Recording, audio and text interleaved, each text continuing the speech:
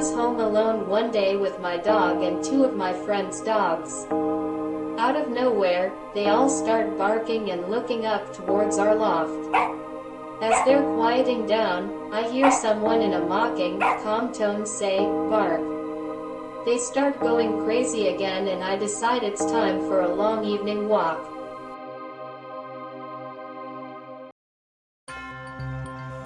The Evil Twin, New Year's Day, 1995.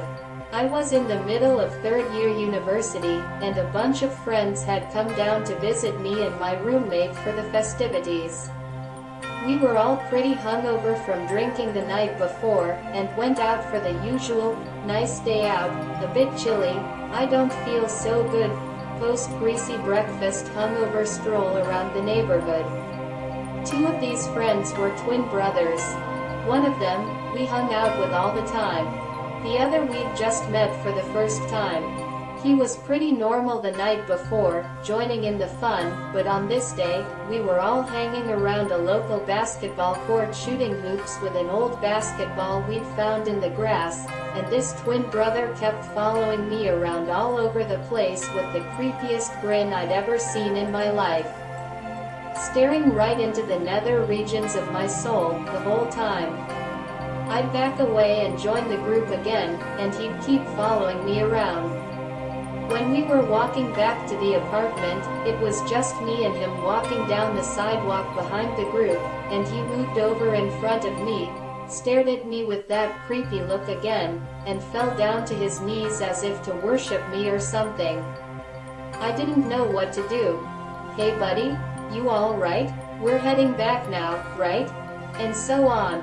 He wouldn't say anything, he'd just be there on his knees, looking up at me with a clenched face and squinted eyes, as if he were looking directly into the sun or something. Later that day, my roomie said he was tripping balls, so I thought nothing of it and moved on with my life. A few weeks later, we got a phone call from the twin brother we usually hung out with, and it turned out that this other twin brother went over to his aunt's place with a knife and stabbed her 14 times. She didn't die, but you know, still pretty bad.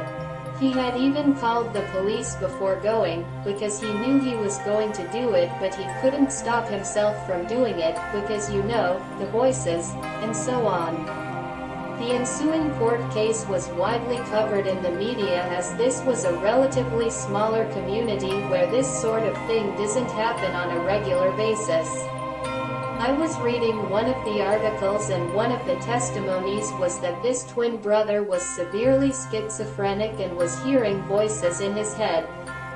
He believed to his very bones that his aunt was the devil, and that he had been commanded by God to go and kill her. So, who was this God that told him to go kill her? Well, as the newspaper article described, it was a guy in a group he hung out with on New Year's Day. Didn't take me long to realize that he was talking about me. This was 22 years ago. I know for a fact it was a mental illness, but just knowing that I had somehow commanded him to go kill his aunt stays with me to this day. Thank you for watching. I hope to see you again soon. Till the next time, much love.